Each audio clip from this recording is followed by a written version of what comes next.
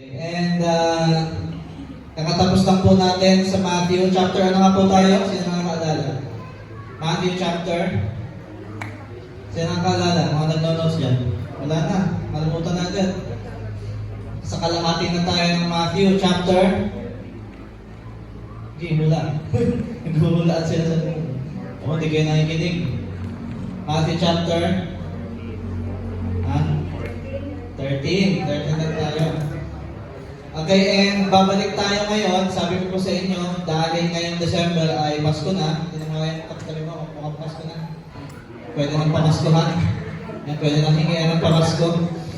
Masyado po tayong busy ngayong Pasko. Pero, we're gonna slow down and babalikan po natin yung passage na nilaktawan po natin na sinimulan natin ang Book of Matthew. Ngayon po, babalik tayo sa Matthew chapter 1. Yan. Babalikan po natin ang Matthew chapter 1. At ngayon po, isa ito sa mga pinaka-ini-skip. Yan sa mga passage na pagka nabasa mo, yung verse 1, hindi mo nababasahin yung kasunod. Kasi maboboard ka na. Matthew chapter 1, verse 1 to 17. Pero gusto ko po maintindihan nyo ngayong umaga that this is actually very important. At hindi po ito nilagay dito ni Matthew ng walang bagay na nasa isip niya. Okay, maaaring sa atin, bilang tayo, hindi naman tayo Hudyo. Bilang hindi naman tayo mga Israelita, walang dating sa atin. Pag nabasa natin yung verse 1. Pero ngayon po ay gusto kong maunawaan ninyo kung gaano kalaki yung impact ng Matthew chapter 1, verse 1 to 17 para sa original audience ng Book of Matthew. At ganun din po sa ating lahat na nandito ngayon. So, dyan po, basahin po natin Matthew chapter 1, verse 1 to 17. Ngayon, unti-untiin po natin dahil medyo mahirap ito basahin. At magbabasa po ako ngayon sa ESV. Okay po, Matthew chapter 1, verse 1 to 17, English Standard Version. The book of the genealogy of Jesus Christ, the son of David, the son of Abraham. Abraham was the father of Isaac, and Isaac was the father of Jacob, and Jacob the father of Judah and his brothers. And Judah the father of Perez and Zerah by Tamar. And Perez the father of Hezron, and Hezron the father of Ram. And Ram the father of Aminadab, and Aminadab the father of Nashon. And Nashon the father of Salmon, and Salmon the father of Boaz by Rahab, and Boaz the father of Obed by Ruth. And Obed the father of Jesse, and Jesse the father of David the king. And David was the father of Solomon by the wife of Uriah. And Solomon the father of Rehoboam, and Rehoboam the father of Abijah, and Abijah the father of Asaph, and Asaph the father of Jehoshaphat, and Jehoshaphat the father of Joram, and Joram the father of Uzziah, and Uzziah the father of Jotham, and Jotham the father of Ahaz, and Ahaz the father of Hezekiah, and Hezekiah the father of Manasseh, and Manasseh the father of Amos, and Amos the father of Josiah, and Josiah the father of Jeconiah, and his brothers at the time of the deportation of Babylon. Verse 12, and after the deportation to Babylon, Jeconiah was the father of Shealtiel, and the Shealtiel the father of Zerubbabel, and Zerubbabel the father of Abiud, and Abiud the father of Eliakim, and Eliakim the father of Azor, and Azor the father of Zadok, and Zadok the father of Akim, and Akim the father of Eliud, and Eliud the father of Eleazar, and Eleazar the father of Metan, and Metan the father of Jacob, and Jacob the father of Joseph, the husband of Mary, of whom Jesus was born, who is called Christ. So all the generations from Abraham to David were 14 generations.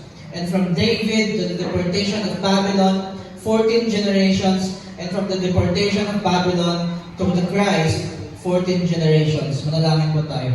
Aming Ama, maraming salamat o Diyos. Buksan mo nga, Panginoon, ngayong umaga nito ang aming pangunawa sa bagay na ito. Ito, O Diyos, ay isa sa mga bagay na maaaring nanneglect namin, Panginoon. But show us today how your arrival has been announced by your disciples. At ngayon din, Panginoon, turo mo sa amin ito at may apply namin sa aming mga buhay kung ano nais mong iparating sa amin ngayong umaga nito. This is what we pray in Jesus' name. Amen and amen. Ito yung ito yung live verse niya.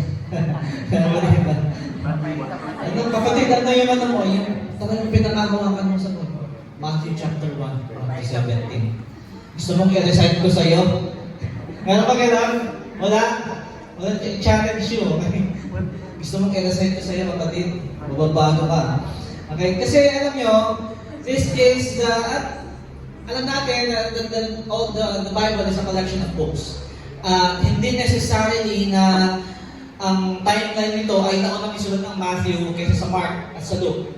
Actually, mas nauna pa nga daw na isulat ang Luke kumpara sa iba. Okay? Pero nung kinompile ang New Testament, mapapansin natin na sa pinakauna ang Matthew. It is because it is about a beginning. Sabihin mo nga sa katabi mo, beginning. At ngayon, magsisimula tayo sa panibagong series natin called The King is Here. Sabihin mo nga sa katabi mo, The King is Here. Ang topic po natin ngayong umaga is called The Arrival of the Promise. Okay? The Arrival of the Promise. Mahilig tayo sa beginnings. Kaya nga, di ba, medyo excited tayo kapag New Year. Kasi kapag New Year, pag January 1, lagi na sinasabi, new beginning, di ba? New you. Fresh start at panibagong taon na naman. Ang taon na to ay sa akin. Bigyan mo naman kami, di ba? Nangkin mo na yung taon. Akin tong taon na to. Tirakan mo naman kami ng kaunti. Kahit yung birthday ko lang, di ba? Kasi may mga tao na inaangkin na yung buong taon sa kanila daw. And when we start a book, when we start sa mga mahilig manood dito ng movie, o kaya pag kami namit ng bagong tao, kung saan mo man namit yan, kung sa Facebook, kung sa YouTube, o kung sa dating app, kung saan man namit yan, you always want to know how it all started, di ba? Kapag meron tayong nakilala na, bawa, may matagal na silang mag-in a relationship, pagka medyo nagkaroon ka ng lakas ng loob, tatanungin mo sila, paano kayo nagsimula? Because we all love beginnings. Because beginnings answer a deeper question, can I trust where this story is going? Kumbaga, pwede ko bang pagkatiwalaan kung saan papunta itong story na to? Base doon sa pagkakasimula ng story na to. And Israel has been waiting for a king, isang hari hinihintay nila na ipinangako ng Diyos ng mahabang panahon na. Isang hari galing sa linya ni Abraham. Isang hari na galing kay Abraham who will bless the nations. Isang hari from David's line who would reign forever. And for centuries, for hundreds of years, itong mga Israelita, itong mga tao na to, has been holding on sa pag-asa kahit na bumagsak ang kaharian nila, kahit yung kalahati sa kanila, kahit na-exile, ang mga kasama nila, kahit nagpasok-pasok na sila ng oppressors, galing sila sa Egyptian rule, galing sila sa Babylonians, galing sila sa Assyrians, hanggang sa panahon ni Jesus na under Roman rule sila, even as their kingdoms fell, even as their prophets were silenced, at habang pahirap ang buhay nila, they have that hope that one day, pagdating yung hari na nakapangako in the book of the God that we are worshiping. Meron kami hinihintay na hari. And then Matthew opens with his gospel about Jesus Christ, hindi sa isang miracle, hindi sa isang pagpapagaling, hindi sa pagpapalayas ng demonyo, kung hindi sa isang senaryo ng kapanganakan. Okay, do you see how Matthew compiles this book? Hindi siya ganun ka-exciting, hindi ganun ka-dramatic, kasi kung babasahin mo ito sa genealogy, di mo ba, si anak na ganito, si tatay si ganito, okay? Pero ito po ay 100% intentional. Dahil may ginagawa si Matthew na sobrang isang bagay na importante, ipinapakita niya sa atin na merong ginagawa ang Diyos. Hindi niya basta i-drop yung pangalan ni Jesus na ito yung tagapagligtas na Messiah. Hindi, binaybay niya simula sa simula kung saan ang galing. Ibig sabihin, gusto niya ipakita sa mga Israelita na yung pinangahawakan nila na pag-asa ay naandito na. The King is here. The promised King has arrived. At ngayon, dumating na yung pangako ng mahabang panahon. It is a messy story of the Israelites, a story God has been writing for generations. The genealogy is Matthew's way of saying na bago nyo ma-meet o makilala, makita yung hari, gusto kong ipakita sa inyo kung ano yung pangako na finulfill niya sa kanyang pagdating. At ngayon pong umaga ito, gusto kong maunawaan niyo, walang dating sa atin eh. Lalo-lalo na, pagpasok pa lamang nitong Matthew chapter 1, verse 1, the book of the genealogy of Jesus Christ, the son of David, the son of Abraham, iba na yung dating nito sa mga Israelita. The son of David, the son of Abraham. Parang kineclaim na agad ni Matthew na ito yung pinangako na hari sa atin. Ay maaari sa atin walang dating yun kasi hindi naman natin sila kalahi. Pero sa kanila na matagal na naghihintay ng pag-aakon sa pagdating ng hari, itong verse 1 pa lang na to is already mind-blowing. Okay, ngayon pasok tayo sa ating points. Balikan natin yung verse 1 na yan. The promised king comes. The promised king comes. At balikan natin yung verse 1, the book of the genealogy of Jesus Christ, the son of David, the son of Abraham. Ben David, Ben Abraham. Dalawang pangalan ang hinighlight ni Matthew, David and Abraham, dalawang tao who were foundational ng mga covenant promises ng Diyos sa Israel. Okay? Kung maghahanap ka ng covenant promise in the Old Testament, dalawang pangalan ang pinakalulutan. Abraham and David. Kung babalikan natin ang story ni Abraham, okay? He is calling him the son of Abraham. Matthew is declaring na si Jesus yung promised seed whom all the nations will be blessed. Ibig sabihin, alam niyo po kung bakit importante din ito sa atin. Kahit hindi tayo Israelita, it is because through saying na he is the son of Abraham, ang pangako kasi kay Abraham, the promised seed is coming. A king is coming on whom all nations will be blessed. Pag sinabing all nations, kasama po tayo doon. Okay? Ibig sabihin, pag pinalikan natin yung Matthew chapter 1 verse 1, katami na agad tayo dun sa pangako. Ibig sabihin, even our nation will be blessed. Ibig sabihin, yung blessing po na yun, hindi po yun yung material blessing, hindi yun yung magkakaroon ka ng bahay, magkakaroon ka ng... Hindi, ang sinasabi pong blessing dito ay yung kaligtasan. Kaya ka nga nandito ngayong umaga. Amen? That is the blessing that is God is talking about with Abraham dito sa sinabi dito ni Matthew that he is the son of Abraham. Pag sinabi naman ni Matthew that he is the son of David, he is declaring that Jesus is the long-awaited king whom the throne will last forever. Yung pangako naman kay David, it is that yung kanyang kaharian, it will last for eternity. Not the physical kingdom, kung hindi yung kaharian. Hindi niyo napapansin, anong unang sinabi ni Jesus nung nagsimula siya magturo? Repent, for the kingdom of heaven is near, is at hand. Dala-dala niya ni Jesus yung katuluan ng kingdom. Okay po? Kaya kailangan natin maunawaan that everything that we do here, tama po si Pastor Angel Estaracen. Ano po, hindi dapat relihiyon ang tinuturo. Dapat ang tinuturo natin sa mga churches natin ay kingdom. At sabi sa Matthew chapter 1 verse 1, a kingdom that will last forever. Amen? And then Jesus, nagturo siya, sabi niya, repent for the kingdom of heaven is near. Ibig sabihin, ang claim ni Matthew sa verse 1 pa lang is already unmistakable. Hindi ka na pwede magkamali. Walang bagong idea dito, hindi bagong idea si Jesus, hindi siya sumulpot lang basta-basta kung saan. Si Jesus ang pinangakong hari na hinihintay natin na mabe-bless ang lahat ng buong mundo, lahat ng bansa, at maglalas ang kanyang kaharian sa panghabang panahon. This is what Matthew is claiming sa verse 1 pa lang. And kung ikaw ay isang Israelita that you have waited for a very long time for something and it finally arrives, biglang dumating. O kung sa panahon natin ngayon, halimbawa ikaw naghihintay ka ng isang breakthrough, naghihintay ka ng isang pangako ng Diyos, naghihintay ka na ayos ng Diyos sa pamilya mo, reconciliation, naghihintay ka na ma-heal ka from the wounds of your past, and then it happened, and then bigla itong dumating, and then God really did it. You feel that deeper sense na tiwala sa Diyos na ginawa ng Diyos yung pangako niya sa akin.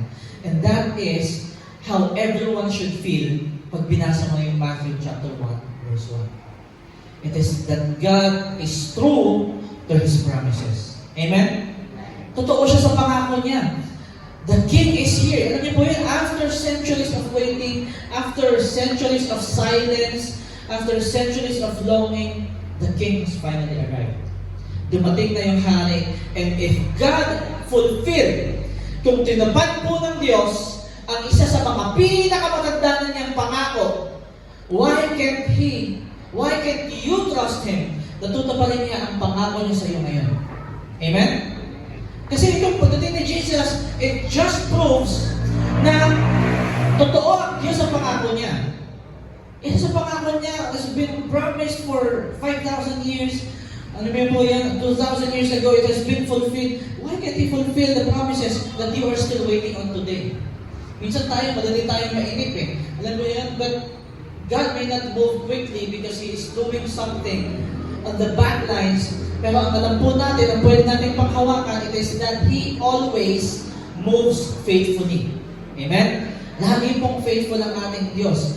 And the same God who brought the King will bring His promises to completion para po sa atin. Dahil totoo siya sa kanyang pangako. Amen? And in this season po ngayon, kaya po tayo bumalik sa Matthew chapter 1 dahil ngayon sa Pasko, itong Pasko inaalala natin ang panganakan ni Jesus. Okay? Sa mga bago dito, hindi natin inaalala. Kapansin nyo, walang Santa Claus sa church natin. Di ba? Nagja-joke lang ako, pili kayo naman yung inflatable ng Santa Claus. Nagja-joke. Wala tayong ganyan. Because hindi naman yan ang inaalala natin. Ngayon, bukod sa mga lahat ng handaan nyo na sa halagang 500 pesos, bukod sa...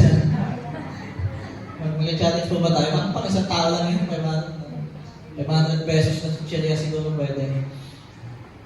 Bukod sa mga handaan, bukod sa mga bigay na regalo, bukod sa mga Christmas party natin at sa mga ano po lahat na gagawin natin, this season reminds us one thing. It is that the King has arrived.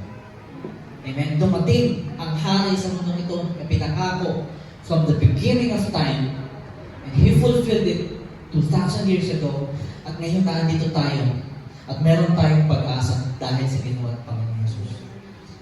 Okay? And number 2, pasok tayo sa genealogy. The King comes through a broken story. Meron ditong bagay na hindi nyo napansin nang binabasa natin itong kasi medyo weird, di ba? Pero masaya yung ganito. Actually, ako gusto ko din yung ganito may genealogy. Parang hirap sa atin na mag-trace ng genealogy natin. Mamaya, kamag-anak ka pa pala ni Andres Bonifacio, Esclavos, di ba? Di ba? Ang hirap mag-trace sa atin eh. Pero ang galing ng ginawa ni Matthew dito, di ba? Matthew being the tax collector. Pagkakalanap natin tax collector siya. Alam natin magaling siya sa math. Magaling siya mag-isip. Ang ginawa niya, hinalungkat niya yung genealogy. Hinanap niya kung saan nangyari si Jesus. At ngayon, sa paghahanap niya, may napansin siya dito. May basahin natin. Abraham was the father of Isaac. Alam natin yan. Okay, si Isaac. And then after Isaac, the father of Jacob. After Jacob comes Judah. Yung 12 sons. Yung 12 tribes of Israel. Okay, si Reuben, si Manasseh, sino mag-memorize? Magkita na side. Next up niyo ba yan? Wala na siya na. Okay, kasunod na lang. Okay? Isa doon, si Judah. And then from the line of Judah comes Perez and Zerah by Tamar. Okay? Si Tamar ay babae. Kung ang susulatan mo ay mga Israelita, hindi ka maglalagay dito ng pangalan ng babae. Kasi alam natin, the ancient Israel is a very patriarchal nation, panahon nila, which has been abolished by Jesus Christ Himself. Kaya nga si Jesus may mga babae na sumusunod sa Kanya, being discipled, di ba? At nung si Jesus ay namatay, ang unang nakadiscover sa nawala siya ay mga babae. Dito sa genealogy, nagsunod si Matthew ng pangalan ng babae. Una si Tamar, okay? And Perez, kasi sunod si Hezron, and then Hezron comes Ram, and Ram, the father of Aminadab, and then comes Nashon, Salmon, and then Salmon, the father of Boaz, may nabanggit na naman by Rahab. Okay? Si Tamar, and then comes Rahab, and then Boaz, the father of Obed, and then another name comes out, isang babae naman by Ruth. Alam niyo po, hindi ito aksidente na nilagay itong tatlong babae dito sa genealogy na to. Kasi kung magtetrace ka ng genealogy ng isang tao, okay, in the ancient Israel kingdom, hindi mo ilalagay yung pangalan ng babae. Pero dito, okay, isinulat ni Matthew tatlong pangalan, Tamar, Rahab, and Ruth. Bakit kaya? Okay? Hindi mo i-expect itong mga pangalan na to from a royal line. Kung mag-trace ka ng isang royal line, hindi mo ilalagay itong mga pangalan na to. Si Tamar in Genesis chapter 38, kung gusto nyo basahin yung mga storya na ito. Okay? In Genesis chapter 38, he was a woman wrong but vindicated by God. In Genesis chapter 28, si Tamar was Judah's daughter-in-law. Nung namatay ang kanyang asawa, hindi nakit ni Judah yung pangako o yung required ng batas na ipakasal sa kanya yung masunod na anak. Okay, so ibig sabihin nilabag siya. Hindi na natupad sa kanya, ibig sabihin naging balo siya kasi hindi pinakasal sa kanya yung masunod na anak. He was abandoned, she was abandoned, she is without protection, she disguised herself at kinonfronta niya si Judah sa injustice na ginawa laban sa kanya. Pero what looked like a scandal na nakalagay sa Genesis chapter 38 was actually God's way of defending a woman who was sinned against, nagkasala laban kay Tamar, and making her part of the Messiah's line. Inilagay siya sa linya ng Messiah. Ibig sabihin po, si Tamar kasi, she represents yung mga tao who were forgotten, people who were mistreated, people who were overlooked, yet gusto ko pong makita nyo ngayon is that God still sees them. And God is just. Ang justice po ay nagagaling sa Diyos. Another one, okay? Pagdating dito sa pangalawa, medyo mas controversial ito. Kasi si Rahab, sino nakakaalala kay Rahab? Saan unang lumabas si Rahab? Sino po nakakaalala? Mga Bible nandiyan, mga Bible enthusiasts. Mga mahilig po sa ng Bible. So, unang lumabas si Rahab? Connected siya kaya, no? Kaya dun sa dalawa? Spy, yes. Na pumunta sa Jericho para tingnan kung pwede nilang sugurin nila Joshua at Jericho. At si Rahab ay hindi isang Israelita. She was a Gentile, she was a Canaanite. Tama? Pero nalagay yung pangalan niya sa genealogy ni Jesus. At isa pa mas malala, she was a prostitute. Isa sa mga bagay na kung magagawa ka na, di ba? Kung magagawa ka na isang genealogy at gusto mo magagandang bagay, yung makita tungkol sa isang tao, hindi mo ilalagay yung pangalan ng isang tao ng prostitute. And then a person who was, hindi naman nakalain ito, there's a Gentile. Alam niyo, sobrang laking din nga sa mga Israelita ang mga Gentiles. Okay, pero dito nilagay ito ni Matthew, isang Moabite. Okay, she was a Moabite, hindi siya. It's a Canaanite prostitute who turned believer. Yun yung dati ng buhay, she was a prostitute, she was a Canaanite, pero tinanggap siya ng Israel sa kanilang bayan. In Joshua chapter 2, basahin nyo, and in Joshua chapter 6, she was a Gentile, she was a prostitute living in Jericho, pero nung narinig niya yung Diyos ng bayan ng Israel, nang pumili siya na maniwala sa Diyos ng bayan ng Israel. That's what made her different. Kasi nagkaroon siya ng faith sa Diyos ng bayan ng Israel.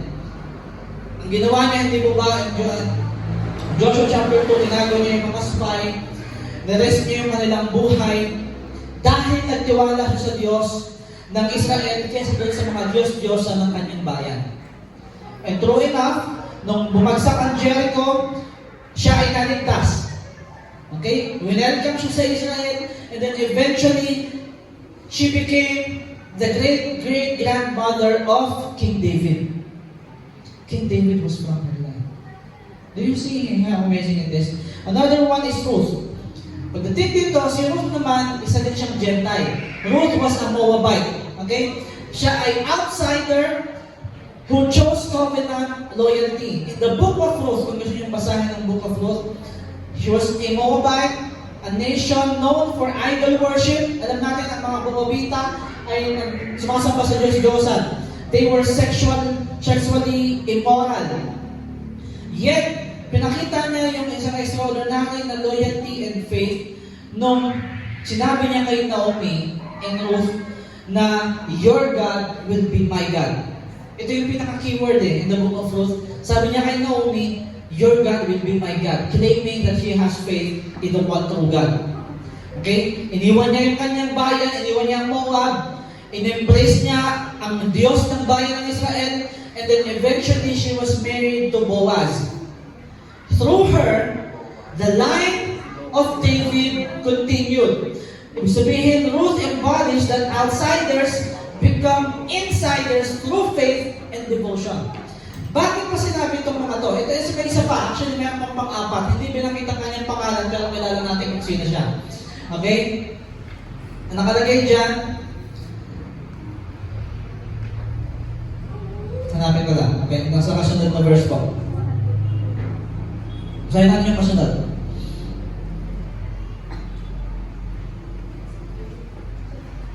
Ayan, sa bandang baba na. Verse 6. Ayan. And Jesse, the father of David the king, nakatingin pa tayo kay King David, and David, the father of Solomon, by the wife of Uriah. Sino po yung asawa ni Uriah? Sino nakakalam? Asawa ni Uriah? Si Bathsheba, yes. Ba't sila nyo hindi sinabi yung asawa ni David? Kasi hindi naman si David ang asawa niya. Ang asawa niya ay si Uriah. Kaya na-imagine mo sila pag nagkita sila sa langit, di ba? The wife of Uriah, a woman marked by sin and suffering. Kung babasahin niyo po ito sa 2 Samuel verse 11 to 12, doon niyo po siya basahin. Alam niyo, Matthew intentionally avoids naming Bathsheba. Hindi niya pinangalanan si Bathsheba, and instead tinawag niya siyang the wife of Uriah, which reminds us of King David's darkest moment of adultery, deception, and murder. Kaya patong-patong yung ginawa ni King David. And Bathsheba's story is marked by suffering, it is marked by betrayal, yet from this brokenness, from this dark season in King David's life comes King Solomon. And eventually, from King Solomon's line, Jesus Christ Himself. Amen? Amen. At kung titignan natin, Bathsheba's story and King David's story reminds us na ang grace ng Diyos reach into the deepest failures na meron tayo. Even dun sa failures ng mga tao na nagtitiwala na sa Diyos. And genealogies in the ancient world, kung titignan po natin, where ang dahilan po kung magsusunod ka ng sa genealogy ay para ipakita yung honor at para ipakita yung kapangyarihan ng iyong pamilya. Di ba? Di ba, halimbawa, ikaw ay apo ni Aguinaldo, o apo ka ng isa sa mga naunang presidente ng Pilipinas, ititrace mo yung genealogy mo na ako ay apo sa Ingron ni ganito. Di ba? Ikaw na, malayo na eh. Naman na po yun. Okay? Para ipakita, nagaling ka sa isang pamilya na tinitingala sa bayan na ito. Kung magsusunod ka rin sa genealogy, gano'n. Pero kung titignan mo, kabalik pa lang ang ginawa ni Matthew. Kasi ibinulgar niya lahat ng nangyari. Ibinulgar niya lahat ng maling nangyari sa genealogy ni Jesus. Bakit kaya? Para i-reveal sa atin na kumikilos ang Diyos kahit sa mga tao na mayroong komplikadong nakaraan. Kumikilos ang Diyos at ginagawa niyang insider, yung mga tao who were outsiders, who were unexpected, kaya niyang tanggapin sa pamilya kahit anong nagawa ng kasalanan. Hindi po nagtatago ang Diyos sa mga failures na meron tayo. Actually, He comes para i-redeem, para baguhin lahat, at i-redeem at bilhin sa kasalanan lahat ng nagawa natin sa ating mga buhay. Imagine from the line who was very twisted. Diba? Sobrang gulo. Titignan mo lahat ang nangyari sa pamilya. Simula, lahat ng kaguluhan. You wouldn't imagine that a king would come from this. Pero kung titignan natin, hindi kasi affected ng lahat ng ito si Jesus. Because He is the promised King. He is the King of Kings. And what is not a perfect story pagdating ni Jesus, hindi pa lang siya perfect, but it is a redeemed one. Okay? It is a redeemed story. The King steps into brokenness. Hindi niya iniwasan yung brokenness. He transformed it from the inside. Kaya kung gaano naman kagulo yung nakaraan mo sa buhay, kaya-kaya baguhin ng Diyos yan. If the King came from the most broken of lines in the nation of Israel, lahat ng ginawang kasalanan ng mga nasa kanya, yet He comes into the story and He transforms everything. Parang nakakita tayo ng alam mo yun, ng behind the scenes, alam mo yung mga behind the scenes sa mga storya. This is the behind the scenes of redemption. Walang naghugas kamay, nothing was sanitized, nothing is hidden. Everything from the beginning to the coming of Jesus hanggang sa panahon natin ngayon, into the future, it is all, sabihin mo sa katabi mo, grace. That is the whole point of the story of Jesus. From the beginning to the end, it is all grace. Amen? Ibig sabihin, yung nakaraan natin, it doesn't cancel kung ano yung purpose mo sa buhay. Yung history ng family mo, yung generational curses na meron ka, yung failures na meron ka, yung weaknesses mo, hindi yan barrier sa Diyos para hindi ka niya matulungan. Actually, they are the places where God wants to redeem you. Coming from this genealogy, He is showing us that He can bring beauty, He can bring peace, He can bring purpose, He can give you your calling out of the story that He has for you. Amen? And number 3, the King arrives right on time. The King arrives right on time. Hindi ko na po binasa yung masunod. Tatanong na po tayo sa verse 17. And Matthew closes the genealogy by saying, ito po yung closing line ni Matthew's genealogy. All the generations, yun na yun, ang galing mong bilang ni Matthew. All the generations from Abraham to David is 14 generations. From David to the deportation of Babylon, exile to Babylon, 14 generations. From deportation to Babylon to Jesus Christ, 14 generations. Hindi lang basta nagbibilang si Matthew. Gusto niya may pakita sa atin yung pattern. Tatlong movements, tatlong eras, tatlong rise and fall ng bayan ng Israel, yet all of them ends with Christ. Sa pag-structure ni Matthew ng 3 sets of 14, okay, ng history, Matthew is showing intentional design, hindi lang basta random events. Okay? Abraham to David, rise of Israel. David to the exile of Babylon, the fall of Israel. From exile of Babylon to Christ, it is the silence, waiting, and rebuilding. And when, alam niyo yun, na parang wala ng pag-asa ang bayan ng Israel sa panahon na ito. They were broken, they were scattered, they were under Roman captivity. Natakot sila araw-araw sa mga Romans. Jesus enters the scene. The King has come. And what Matthew wants us to see is that even when history seems chaotic, parang magulo, kahit na parang tahimik ang Diyos, kahit na parang yung story natin ay parang na-delay yung mga pangyayari para sa atin, God is still orchestrating everything toward His purpose for us. Ibig sabihin, yung purpose niya sa iyo, kumikilos pa rin ang Diyos para sa pagbuo nun hanggang sa pinakadulo. And then, He comes exactly when He intends to do so.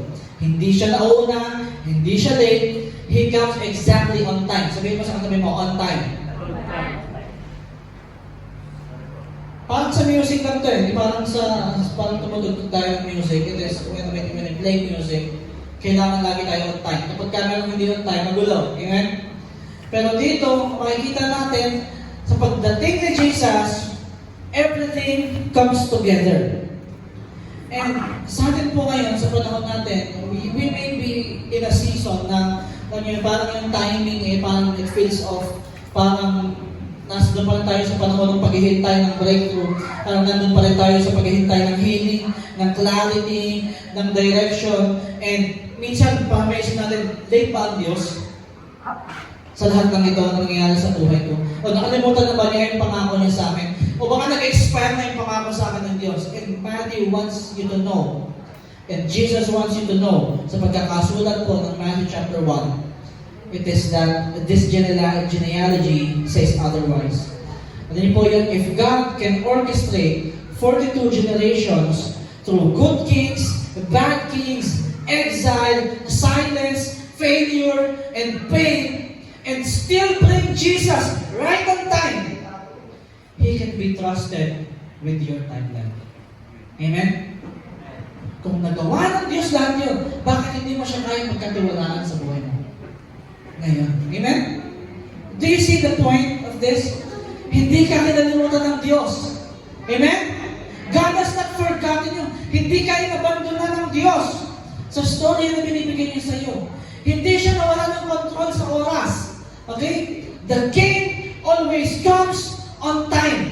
Amen? Amen ba? Amen. Kasi baka may nag-iisip pa rin sa inyo kung late ba ang Diyos eh. No. He always comes on time. Dito po tayo magtapos. Habang nandito po tayo sa Christmas season na to, alam po natin, malapit ang Pasko, lumalamig na ang simoy ng hangin, dumadami na ang mga bagay na nagpapaalala sa atin ng Pasko. Itong genealogy ni Matthew, it becomes more than just a list of names. It becomes a reminder kung ano ba talaga ang pinupunto nitong season na to. Bakit ba mayroong Christmas season? Because Christmas is the celebration ng isang Diyos who keeps promises. Amen? Christmas is the celebration of a God who redeems broken stories. Christmas is a celebration of a God who arrives right on time. At dito po nagsimula si Matthew ng lahat ng pinag-aralan natin ng nakaraan.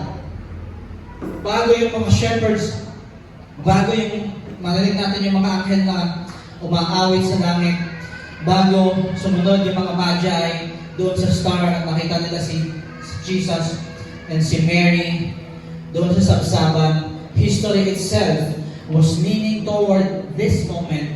Sabihin mo sa katabi mo ulit, the King is here. Sige, sabihin mo naman, the King is here. Hindi po malayo ang Diyos.